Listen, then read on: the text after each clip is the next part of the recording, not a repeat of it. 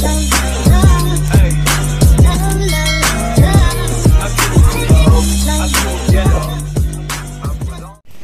guys! Welcome back to my YouTube channel. For today's video guys, tuturuan ko kayo paano maglaba sa automatic washing machine. So, kagigising ko lang guys. So, samahin nyo ako hanggang dulo sa aking video. Kung bago ka lang po sa aking channel, just click like and then share and then comment down below kung may mga request kang video na pwede kong i-vlog. So, let's go guys!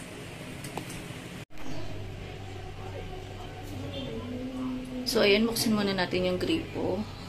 And then, yan.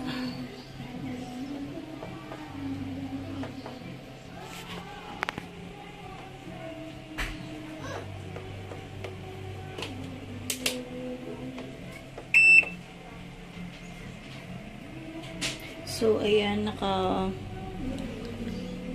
iset natin yung water level. So, lagi kong sineset siya number 5. And then, mamaya kapag ipoprogram ko na siya ng number 5, kasi imimix ko yung lalaban ko. So, ayan.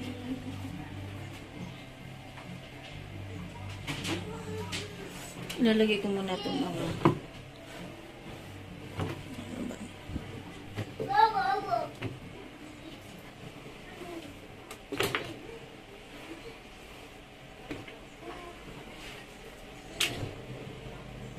So, 7.8 kilo lang yung ano niya.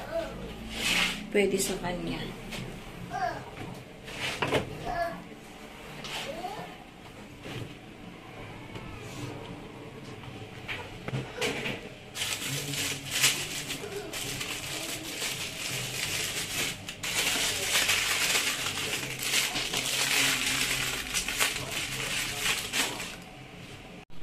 So, itong twin na Ariel kasi yung ginagamit ko dito.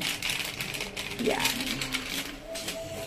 So, since naka-set up na naman siya, so, number 5 yung water level niya. And then,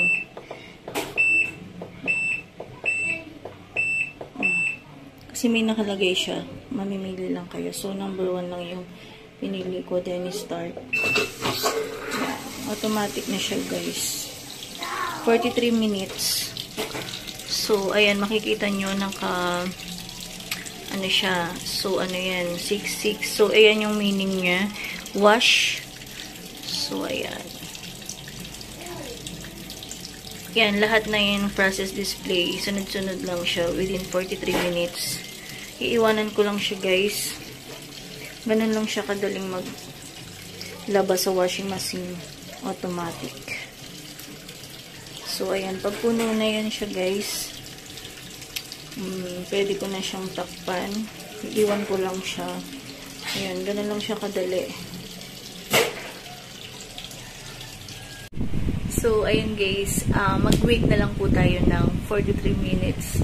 Actually, kapag nagwawash na siya, yung magbabanlaw na siya, pwede mo na siyang lagyan ng downy. So, mga 20 to 23 ganun, nagwawash na siya. So, kailangan mo siyang abangan para lagyan ng downy. So, yun lang naman din para makapaglagay ka ng downy. Pero ako kasi, yung kapag ka naman hindi na ako naglalagay kasi babango naman na yung sabon na ginamit ko. So, pwede rin kayong gumamit ng powder na sabon, yung kanina pinakita ko sa inyo. And then, pwede rin naman liquid. So, kahit naman powder yung gamitin nyo, hindi naman siya nagbubuo-buo dun sa damit. So, guys, very affordable din yung washing machine. So, hindi ako sponsor nito. Gusto ko lang i-share sa inyo kasi para hindi na rin kayo mahirapang maglabang mga mami sa bahay. So, ayun, hindi na ako nahihirapan yun kasi nga, meron akong automatic washing machine. So, hindi na rin masama kaysa magpa-laundry ka, diba? So, mas okay na yun, much better. Kasi guys, kapag naglalaba, hinihiwalay ko yung mga pangbata and then mga blouses and then yung mga maong. Pinaghihiwa-hiwalay ko siya. Magastos siya sa sabon pero okay lang din kasi para hindi siya masira at saka madali siyang matuyo.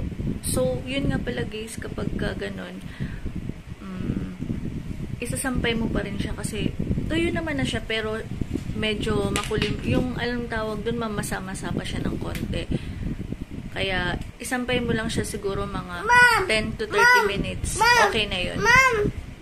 So, ayan, guys, maliligo na si Jason Bian. Hi ka muna sa vlog ni Mama. So, ayan, guys. Sana po nagustuhan nyo yung video ko.